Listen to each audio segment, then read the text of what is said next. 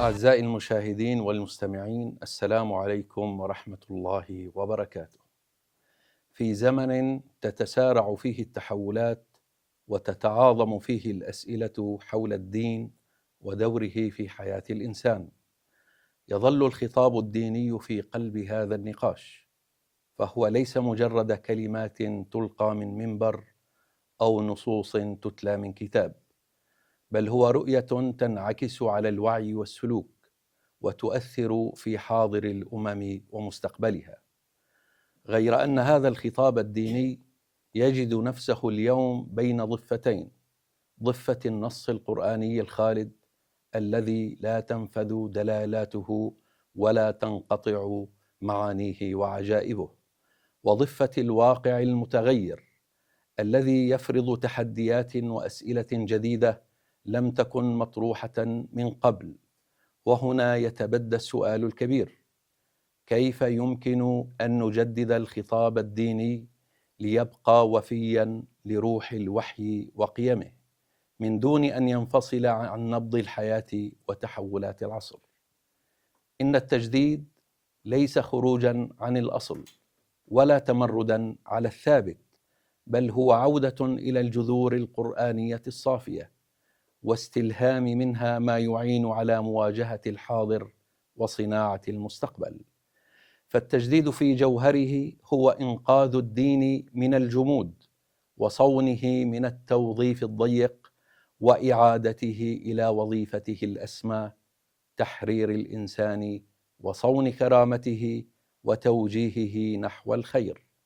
ومن هذا المنطلق نلتقي اليوم في هذه الندوة لنفتح معا أفقا للحوار نستمع فيه إلى رؤى فكرية متنوعة وتجارب بحثية غنية تبحث جميعها عن ملامح الخطاب الديني المنشود بين النص القرآني وتحولات الواقع. يسرنا في مركز حوار الثقافات أن نستهل لقاءنا بالترحيب بالأستاذ خالد محمد حمد، الباحث في قضايا العرب والإسلام وصاحب تجربة فكرية غنية أثمرت عن أكثر من 20 كتاباً وبحثاً في ماهية العرب والإسلام. يشغل الأستاذ خالد إدارة دار يعرب للدراسات والنشر، وقد تنوعت مؤلفاته بين التاريخ والفكر والقرآن، منها على سبيل المثال أناشيد لها تاريخ، ومعاني أسماء السور في القرآن، والفكر ماهيته، وغيرها من الأعمال التي تجسد شغفه بالبحث والتأصيل. كما يسعدنا أن يكون معنا الباحث والمفكر محمود هيجر، الذي تدرج في مساره العلمي والفكري بين مدارس متباينة، من أجواء المدرسة الصوفية إلى فضاء المدرسة التنويرية، ثم في حوار مباشر مع المدرسة السلفية، ليكون من هذا التنوع مشروعا فكريا يوازن بين العمق الروحي والطرح النقدي المعاصر. ونرحب كذلك بالأستاذ عبد الرزاق الأحمد، الباحث في الدراسات الإسلامية والعربية والحاصل على درجة الماجستير في علوم القرآن وتفسيره. انشغل في أبحاثه بقراءة النص القرآني قراءة رصينة تستند إلى المنهج العلمي واللساني، باحثا عن المعاني التي تعيد وصل النص بالواقع. وأخيرا معنا الأستاذ فراس البغدادي، الباحث في العروبة والإسلام وخريج المعهد البريطاني للغة الإنجليزية. قدم كتابه المهم العرب بين أحقية الانتصار ومرارة الانكسار، ويستعد لإصدار كتابين جديدين قيد الطباعة، مواصلا بذلك مشروعه في ربط الهوية العربية بالإسلام ورصد مسارات القوة والضعف في حاضر الأمة ومستقبلها. بهذه الكوكبة من الأساتذة الكرام الذين تنوعت مشاربهم الفكرية وتعددت مساراتهم البحثية، نفتح أبواب الحوار على مصراعيه، فكل واحد منهم يحمل رؤية خاصة وتجربة غنية، لكنهم جميعا يلتقون عند هم واحد: كيف نعيد للخطاب الديني حيويته ليكون وفيا للنص القرآني من جهة، وقادرا على استيعاب تحولات الواقع من جهة أخرى. ومن هنا ندخل إلى محاور لقائنا التي ستقودنا خطوة بخطوة نحو مقاربة هذا السؤال الكبير عبر نقاش حي ومفتوح مع ضيوفنا الأفاضل. البداية ستكون مع أستاذنا الكبير الأستاذ خالد حمد في المحور الأول، وهو المفهوم والأساس الشرعي للتجديد الديني. هل التجديد الديني بدعة؟ هل هو هرطقة؟ هل هو اتباع للغرب؟ أم هو أصيل في الدين الإسلامي ذاته قبل أن تكال له هذه الاتهامات؟ أتوجه بهذا السؤال للأستاذ خالد حمد، فليتفضل مشكورا. شكرا جزيلا. أنا أود في البداية أن أؤكد أن القرآن كلام الله سبحانه وتعالى. القرآن العظيم هو قديم جدا. وأود أن أؤكد أيضا على مفهوم الدين في لسان العرب. الدين معناها النظام الذي ينتظم فيه الإنسان كفرد والإنسان كمجتمع، وهو يضبط علاقة الإنسان مع الإنسان الآخر في المجتمع، ويضبط أيضا علاقة الإنسان مع عناصر الطبيعة من حوله، نباتات وحيوانات وإلى آخره. فالدين خالي تماما من الخرافة، خالي من الأسطورة، خالي من السحر، خالي من الوهم. وكل كلام عن الوهم وعن السحر وعن الخرافة ليس له علاقة بالدين الأساسي، وليس له علاقة بالقرآن الكريم. القرآن الكريم لا يوجد فيه معجزات، وكل شخص تكلم عن المعجزات ليس له علاقة بالقرآن. القرآن يحتوي على الآيات التي تدفع بالإنسان إلى الأمام وترفع من مستواه. أما المعجزة فيعني الإعجاز، الله سبحانه وتعالى لا يهدف في كتابه الكريم إلى إعجاز الإنسان وتثبيط يعني همته على الإطلاق، بل يريد الرقي بالإنسان والتقدم به نحو الأفضل. القرآن هو صانع الحضارة، القرآن هو كتاب العلم والمعرفة، وبالتالي القرآن شيء والتراث شيء آخر. التراث من عنديات الناس، هاي المشكلة. القرآن كتاب الله سبحانه وتعالى هو كلامه العظيم، فبالتالي يعني أستاذي تريد أن تقول بالضبط أن هناك فرقا بين النص القرآني الأصيل المنزل على النبي محمد عليه الصلاة والسلام وبين بعض النصوص المنسوبة للنبي الكريم أو الاجتهادات الفقهية التي يظنها كثير من الناس من الدين وهي ليست من الدين. وبالتالي عندما نفصل بين هذين الأمرين يتضح أين يكون التجديد. نعم، بهذا المعنى أليس كذلك؟ صحيح، تماما. أريد أن أسمع إذا أحد من الضيوف عنده تعقيب أو إضافة حول ما تفضل به الأستاذ خالد. أنا بتمنى أنه الأستاذ خالد يكمل فكرته تمام بالبداية حتى تتشكل نحن عنا فكرة معينة حول موضوع التجديد المحور تبعه، ونحن بعدين ممكن ندلي برأينا إن شاء الله. بس أنا تعقيب بسيط إذا سمحت لي. أنا في عندي ملاحظة دائما على كلمة التجديد. اليوم يتداولها كثير ناس التجديد الديني. صحيح. والحقيقة الدين كما تفضل فيه الأستاذ خالد هو قديم، هو منظومة الله الربانية في هذه الأرض. إذن لا يوجد شيء اسمه تجديد من وجهة نظري على الأقل، إنما يوجد شيء اسمه تفعيل القرآن الكريم مرة أخرى في ذواتنا في الذات العربية الإسلامية. هذا التفعيل الذي يعطيها النهوض ويفتح لها الأفق. جميل. لا يوجد شيء بين قديم وجديد. يعني عندما نقول نحن تجديد، هل القرآن شيء يعني معاذ الله أن يكون شيء مهمل ونريد أن نطبعه بطبعة جديدة؟ لكن هذا الكتاب الإلهي كان مفعلا في قلوب الناس والمؤمنين في زمن النبي عليه الصلاة والسلام، ولاحقا في زمن خلفائه الراشدين والدولة الأموية، وبقي متفاعلا معهم ومتفاعلين معه إلى أن بلحظة تاريخية معينة بدأت هو مصطنعة تبعد الناس عن هذا القرآن، بدأت هذه الآيات تفقد قيمة التفعيل فيها في قلوب الناس. وبالتالي أنا أرى أنه يجب أن نقول تفعيل القرآن، تفعيل الدين، تفعيل هذه الآيات مرة أخرى في نفوس العرب المسلمين وفي حياتهم. جدا أستاذي، هو عندما نتكلم عن التجديد الديني نتكلم بهذا المعنى. ربما الخلاف هنا خلاف مصطلحات وليس المعنى الدلالي الدقيق، لأنه بعض الناس يعتقد كلمة تجديد مرعبة لبعض الفئات. تعتقد أننا قد عندما نقول كلمة تجديد إذا نأتي بشيء جديد لا علاقة له بالدين ونريد أن نهدم القديم، وهو مسألة مستمرة. صحيح. منذ أن أنزل الله سبحانه وتعالى آياته على نبينا محمد صلى الله عليه وسلم وإلى قيام الساعة، فهي عملية تفعيل فقط لا أكثر ولا أقل.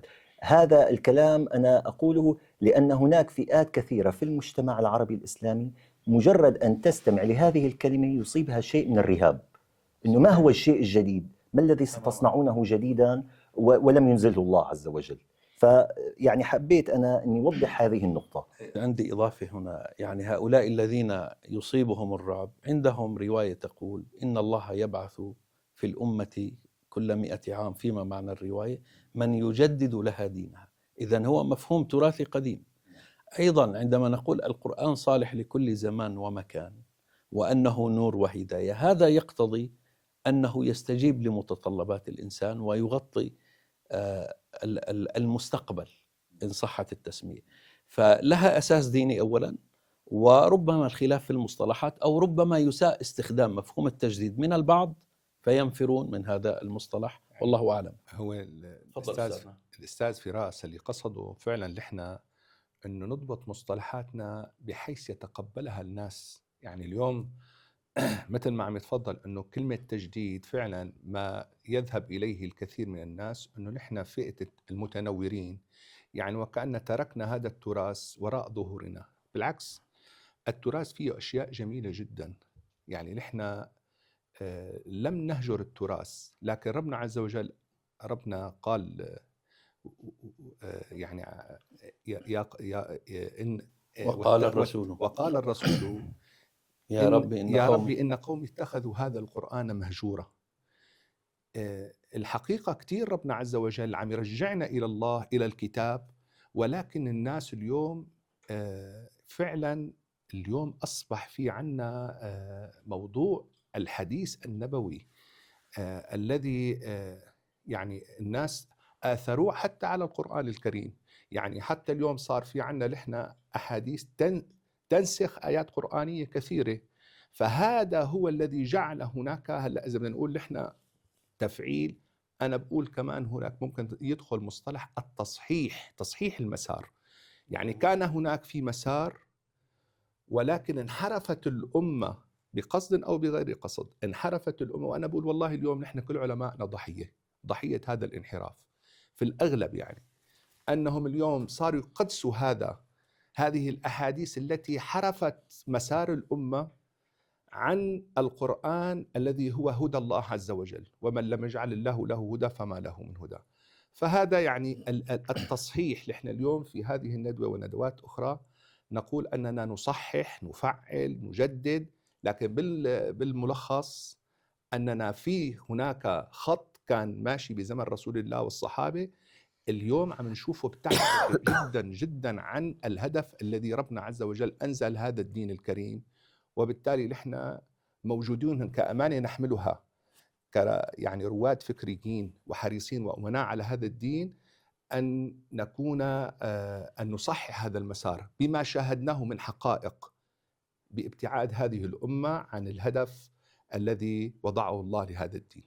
جميل جدا، بس أنا عندي تعقيب بسيط. تفضل. كي لا يساء الفهم، نحن نقصد بالأحاديث النبوية التي ألصقت بالنبي عليه الصلاة والسلام. أكيد. لا نقصد ما قاله النبي حقيقة، وإن كان بعض ما قاله هو أيضا خاص بزمانه ومكانه ليس مطلقا، فالتصحيح يكون هنا فقط لكي لا يظن المشاهد يعني أننا نرفض أقوال النبي وأحاديثه وهي صحيحة 100%. إذا رفضنا أقواله فنرفض القرآن، لأنه هو أتانا بالقرآن الكريم.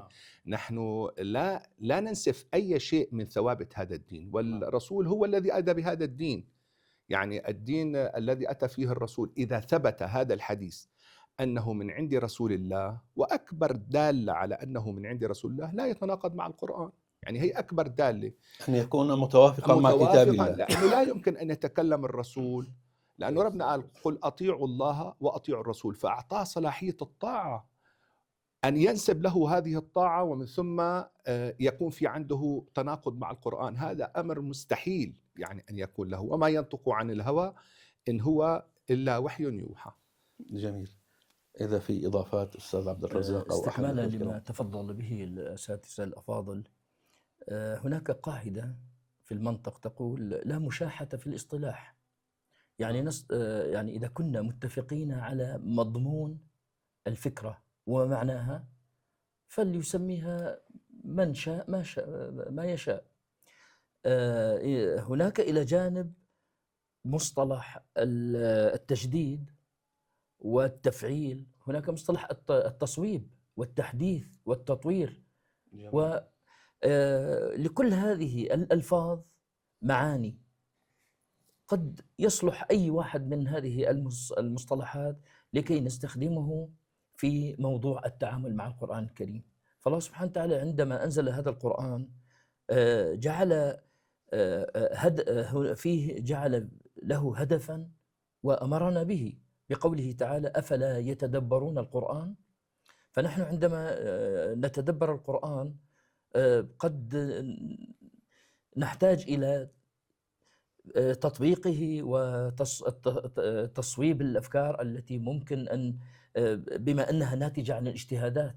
يعني أفلا يتدبرون القرآن معنى ذلك أن باب الاجتهاد مفتوح، والتدبر جاء بلفظ الفعل المضارع يتدبرون، فهو أمر حالة مستمرة ومتجددة، كما يقول علماء النحو عن الفعل المضارع أنه شيء متجدد ومستمر مستقبلا، وبالتالي لا يمكن توقف الاجتهاد والتدبر والفهم والاستنباط من القرآن. وهذه الاجتهادات قد تؤدي إلى أقوال كثيرة في الآية الواحدة. ومن هنا بما أننا بشر وغير معصومين عن الخطأ، فقد يجتهد أحدنا أو أي أحد من العلماء والمفسرين الذين اجتهدوا في النص القرآني قد يخطئ، وبالتالي يأتي دور الآخر ليصوب ويطور ويحدث ويفعل ويجدد بغض النظر عن هذه المصطلحات، إلا أننا هذا هو العمل المطلوب منا، وليس لنا مصلحة بالاصطدام الناتج عن الخلاف بالمصطلحات.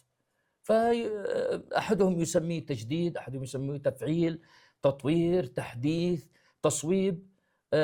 لنا جميعا حرية الاختيار، إلا حتى يعني، والهدف من الذي أقصده من هذا الكلام حتى لا نصطدم أو يساء الفهم، فيأتي من يقول دعاة التجديد الديني ويظنون أنه هدم للدين أو انسلاخ من الأمة، أو نعم انسلاخ من الأمة، لأن أساس اتفاقنا على أن هذا القرآن الكريم هو الثابت والأصل، وكل نتاج الاجتهادات هو فرع عن هذا الأصل.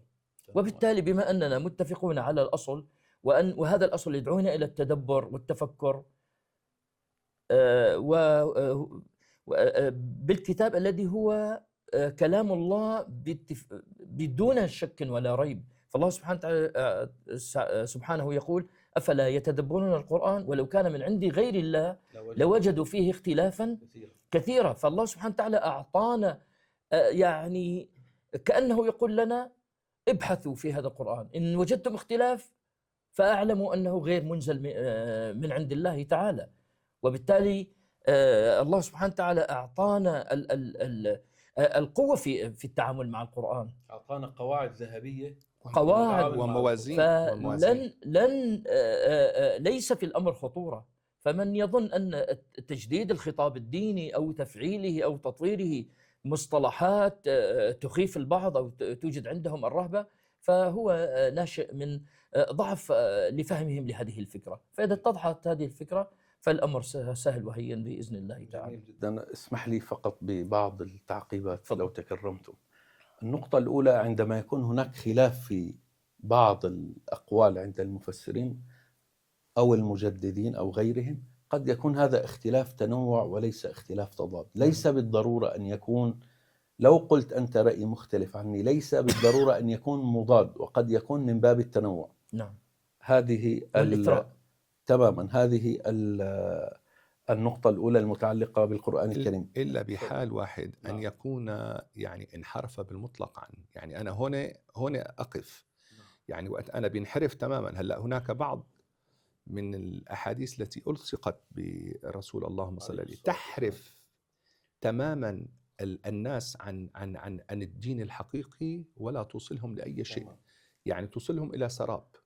فعندما يكون الانحراف خطير يجب أن نقف. أستاذي هذه تماما سنتطرق إليها أو نقتلها بحثا في المحور الثاني وتسهب فيها، لكن تعقيبا على فكرة الأستاذ عن مرجعية القرآن وأنه من عند الله وأننا مدعوون للتدبر، أريد أن أضيف نقطة أراها يعني مهمة، وهي أن القرآن الكريم هو المرجع الأول والأعلى للمسلمين قاطبة، إن كان سنيا أو شيعيا أو زيديا أو إباضيا أو إلى آخره، وهو لا يمكن إلا أن تماما يكون كذلك. إذن المرجع الأصل واحد، لكن الخلاف في الكتب الأخرى التي تفرعت وانقلبت على مفاهيم القرآن.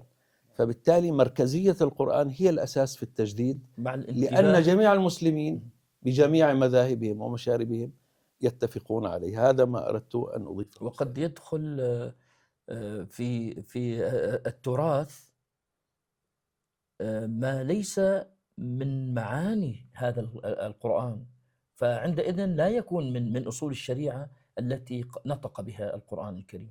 تماما. بارك الله فيك أستاذنا.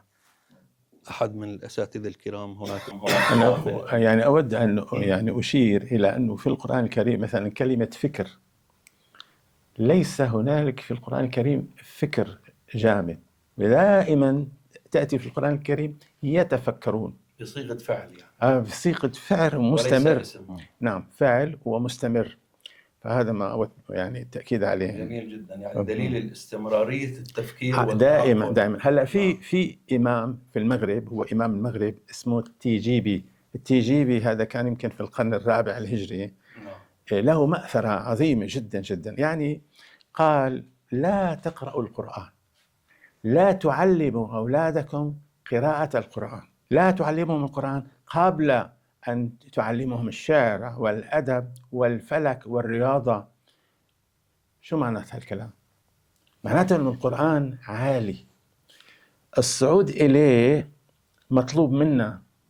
نحن سنصعد إلى القرآن، وليس المطلوب أن تنزل القرآن إلى تحت، بل المطلوب أن تصعد أنت إلى القرآن. القرآن هو عالي، يعني رب العالمين جعل القرآن عالي، وجعل الجميع أو طلب من الجميع الصعود إلى القرآن. فقبل أن يقرأ الطفل القرآن يجب أن يتعلم أمور كثيرة حتى يكون في مستوى القرآن ليفهمه. هلا في موضوع مهم جدا، هو إنه كلمة يعني عرب في القرآن الكريم وردت الجزر، وردت 22 مرة، 10 أعراب و11 عرب ووحدة عربا أترابا. ما معناها ولماذا رب العالمين وصف القرآن العظيم كلام رب العالمين وصفه بأنه عربيا؟ هذا لا يعني أنه مسألة قومية، لا، بل كلمة عرب في القرآن، يعني أنا أخذها مثال، يجب كمثال على تجديد كلمة عرب، كيف فهمت الآن وكيف يقصدها القرآن الكريم. نعم. الأطراف الكثيرة فهمت كلمة عرب أن هي مسألة قومية وتحزبات يعني لغة أو لغة. هو ليس في القرآن لغة، على فكرة ليس في القرآن لغة، ولكن هناك لسان، وفرق كبير بين اللغة واللسان. لسان عربي مبين، لسان عربي مبين، وإنه هذا يعني معضلة كبيرة جدا. مش أي إنسان يعني راح يدركها مباشرة، بدها شغل يعني، وبدها يعني جهود مبذولة. هلا وإنه لفي زبر الأولين. كيف لسان عربي مبين وإنه لفي زبر الأولين؟ يعني هاي مسألة كمان بدها يعني معاني محاولة عظيمة هذا التدبر. قرآنا عربيا غير ذي عوج وكذلك أنزلناه حكما عربيا. مسألة مهمة جدا. الحكم بأنه عربي. نعم. فمعنى كلمة عربي يعني في القرآن الكريم رباني وليس إنساني، يعني هاي المشكلة. فلذلك الأحكام يعني رباني تقصد بمعنى الفطري والطبيعي. نعم. تمام. نعم. وفي الحياة يعني يوجد الكثير من الأمور التي نصفها بأنها عربية. يعني أستاذي تفضل. رباني، نهار عربي، نهار عربي، بئر عربي، غيمة عربية. على المعجم مليء في كله بيقولوا عنه عربي، انه طبيعي، يعني هذا من الطبيعه غير مخلوط باي شيء الخيل اخر. العربي. نعم. يعني أستاذي تفضل أستاذنا. ما تفضل به الأستاذ خالد، قوله تعالى وإنه لفي زبر الأولين، لا تعني بالضرورة أنه بنصه وبحرفه، وإنما بمعانيه. معاني القرآن الكريم كاملة لا ضير أن نقول أنها موجودة في كل الكتب التي سبقت، في الكتب السماوية التي سبقت القرآن. فقوله تعالى لا يوجد كتب سماوية سبقت القرآن، يعني هذا مفهوم مطروح، ولكن نعم أعتقد قد تخونني العبارة. لا يوجد كتب من خارج القرآن. القرآن قديم، يجب أن نؤمن بأن القرآن قديم، كان قبل جميع الكتب السماوية، ومنه يعني أخذت الكتب السماوية. القرآن كلي كلام الله سبحانه وتعالى. الله سبحانه وتعالى يقول إنا أنزلناه قرآنا عربيا، وفي آية أخرى إنا جعلناه قرآنا عربيا. فعملية الجعل هذه تمت بنزوله إلى قلب النبي محمد صلى الله عليه وسلم، ونزوله على قلب جميع الأنبياء أيضا. لا، أنا لا أوافقك الرأي أن القرآن الكريم قد نزل على جميع الأنبياء. طيب لماذا؟ يعني تحضرني من يستشهد بقوله تعالى ولقد كتبنا في الزبور من بعد الذكر أن الأرض يرثها عبادي الصالحون. هذا كلام عربي. أعرف أن الزبور هو الكتاب الذي نزل على سيدنا داود، فهل إذا لو فتحنا زبور داود سنجد فيه مكتوبا باللسان العربي؟ ولقد لازم يكون هيك، بس الأرض يرثها عبادي الصالحون كما هي في نص الكتاب الذي نزل على محمد. أنا لا أرى أن لا أرى دليل، أرى أنه لا يوجد دليل يثبت، ومن ادعى هذه الدعوة فعليه أن يأتي بالبرهان. لكن أنا الذي فهمته من الأستاذ خالد أنه كلمة عربي كمعنى سائد مشوه، فإذا استنطقنا القرآن أفادت معنى الفطرة والربانية والرحمانية والعدل ومن هذه المعاني الجميلة، فهو يريد أن يصوب هذا المعنى، وبناء على ذلك هذه الربانية والفطرية هي قديمة أيضا. ليس بالضرورة كما تفضلت أن يكون النص عينه، قد يكون عينه كما في صحف إن هذا لفي الصحف. أيوة إن هذا لفي الصحف الأولى، صحف إبراهيم وموسى، أو حتى الوصايا العشر لا تقتل لا تسرق هي امتداد. فبهذا المعنى أظن الخلاف شكلي وليس حقيقي، والله أعلم.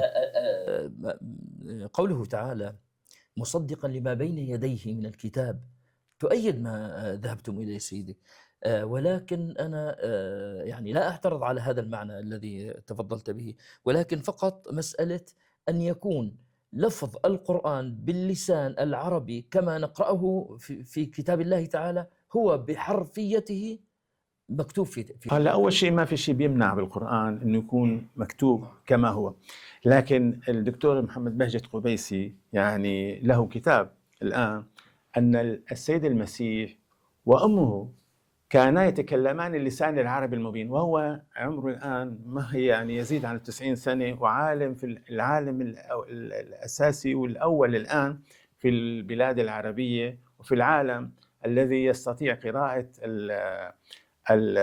الرقم الآرامية واللغات القديمة. هو يؤكد هذا الكلام. هو يقول ولكنه يعني من المفيد أن نذكر أنه يفرق بين اللفظ والكتابة. هو يقول ليس الموضوع موضوع كتابة وخط، الموضوع موضوع الألفاظ. فالألفاظ كانت كما هي الآن، يعني في اللهجات. الآن في اللهجات نتداول الكثير من الكلمات الآرامية والكنعانية والفينيقية والآشورية الآن. فهو القضية مو قضية يعني أحرف. الأحرف متغيرة لأنه الأحرف رسوم وهي رموز، وكل شعب يخترع يعني رموزه. ونحن بنشوف بالألواح أنه في رموز آرامية ورموز كنعانية. الصوت ما في مشكلة. لكن الألفاظ إذا كان رب العالمين واحد وهو رب العالمين، ما يعني راح يحكي كل شوي بلغة مختلفة بلسان مختلف. لسان رب العالمين واحد.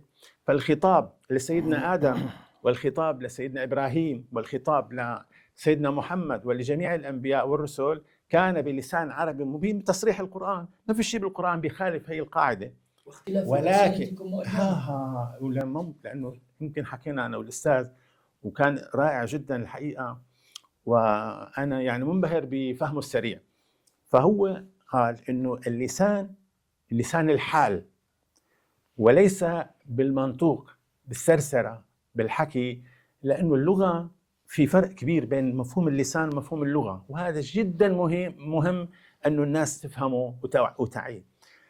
اللغة هي المنطوق الذي يعني الأصوات التي تخرج من الفم. فاللغة نمارسها بالأسواق، نمارسها بالمعاهد، أيضا نمارسها بالكتب غير القرآن. الكتب التي كتبها الناس هذه كلها لغة. اللغة تحتوي على حق وباطل، تحتوي على خير وشر، وتحتوي على صح وخطأ، تحتوي على الجمال والقبح، تحتوي على أشياء مختلطة. لكن اللسان لسان الحال، لسان الحق، لسان الصدق النهائي. يعني هذا الفرق بين اللغة واللسان. ولذلك الكتب السماوية كلها نزلت بلسان عربي مبين. هذا ما يجب أن يعني نفهمه. أما اللغة مختلفة. القرآن ليس فيه لغة. القرآن ليس فيه لغة. أنا آسف جدا أنه في ناس كتير حتى من رجال الدين بعضهم يقول أن القرآن لغة، وفي لغة القرآن دائما نتداول هذا الكلام. القرآن ما في لغة، لأنه اللغة من اللغو، من السرسرة والحكي الفاضي. القرآن خليا من هذا المصطلح. نعم. بس أنا إشارة أخيرة، لو إشارة أخيرة، لأنه هذا خرجنا قليلا عن موضوع الندوة. أنا حابب أقول أنه حتى فيما يتعلق باللغة، فعلماء اللغويات في العالم يؤكدون بدراسات وأبحاث موجودة أن كل اللغات القديمة الآشورية والبابلية والكنعانية والفينيق كلها اللغات القديمة هي لغات عربية كانت تتطور اللغة تلقائيا. يعني حتى لو أخذنا كلغة، فتلك اللغات هي لغات عربية، وأهل تلك الحضارات كانوا يتكلمون اللغة العربية التي كانت تتطور مع الزمن. تمام. بمعنى أن جميع الألسنة في العالم الأصل العربي من رحم واحدة قولا واحدا، واختلفت الألسنة الأخرى تماما. بصرف النظر إن قلنا أن اللسان الأم هو العربي أو غيره. نعم. بهذا المعنى. بارك الله فيكم. لكن عندي هنا سؤال. إذا عدنا إلى موضوع التجديد، يعني هناك خلط بين التجديد والإصلاح والترقيع وإلى آخره. إذا ممكن أن نضيء حول هذه النقطة، يعني عندما تكلمنا ما هو معنى التجديد، الإصلاح، أو أحيانا يرى البعض أن هذا نوع من الترقيع. إذا أحد من الأساتذة ممكن يعني يضيف شيء لنختم هذا المحور. أنا إذا حبيتوا بس عندي ملاحظة بسيطة. التصحيح، نحن لا شك أنه في عنا موروث، هذا الموروث مهم جدا، وجزء من هذا الموروث هو حديث النبي عليه الصلاة والسلام، والذي يقوم عليه هذا الموروث بشكل كبير. حديث النبي عليه الصلاة والسلام وأحداثه. النبي كان عايش وكان مع الصحابة وفي حياته كان له أقوال وأحوال وإلى آخره، وكان يقضي بين الناس تماما مع أزواجه وغيره قولا واحدا. ولكن نستطيع أن نستند على قاعدة نبوية أوجدها النبي عليه الصلاة والسلام بنفسه، لأنه بنظرته النبوية الثاقبة وضع قاعدة يعني للفرز بين الصواب والخطأ. فيقول صلى الله عليه وسلم: يكثر الحديث من بعدي، فإذا ذكر لكم عني حديث فاعرضوه على كتاب الله تعالى، فما وافق كتاب الله فاقبلوه، وما خالفه فردوه. بمعنى أن النبي عليه الصلاة والسلام وضع لنا قاعدة أساسية، وهي أن كلام أي حديث مهما كان المصدر يجب أن يتطابق تماما مع القرآن الكريم. وعند حدوث أي اختلاف بين الحديث وبين القرآن يلغى الحديث بشكل كلي، يكون منسوب للنبي عليه الصلاة والسلام. ونحن نعلم على مر التاريخ أن هناك فئات وشخصيات مذاهب سياسية وكلامية لها وفقهية مصالحها الخاصة، وضعت أحاديث لتبرر أفعالها. تماما. لتبرر أفعالها. لذلك اليوم عندما نقول نحن التجديد أنا أرى أنه إعادة غربلة لهذا الموروث. يعني هذا الموروث لا يجب أن نهمله بالكامل، لأنه هذا قاعدة موجودة لدينا، لكن يجب تصحيح هذا الموروث وتنقيته من الشوائب الذي أضيفت عليه. الآن موضوع التجديد أو تفعيل القرآن من جديد هذه مسألة مختلفة. يعني أنت عندنا نحن جانبين، الجانب الأول هو عملية تنقية لهذا الموروث وإرجاعه إلى الأصل الأساسي تبعه، والجانب الآخر هو عملية تفعيل هذا القرآن في نفوس العرب المسلمين.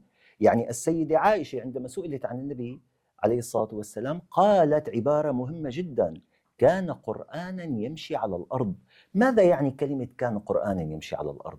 إذن هو كان يفعل كل آيات الله في حياته بكل الاتجاهات، وما ينطبق على النبي عليه الصلاة والسلام يجب أن ينطبق على كل عربي ومسلم، أن يفعل القرآن الكريم في كل خلية من خلايا جسده، لأن هذا القرآن هو رافعة. إذا نحن تمسكنا بهذا القرآن سنصعد إلى الأعلى. عندما نتخلى عن القرآن أو نستغني عنه ونعتبره شيء ثانوي نحن سنسقط، وهذا ما نراه اليوم الحقيقة في واقع الأمة. جميل جدا. بارك الله فيك.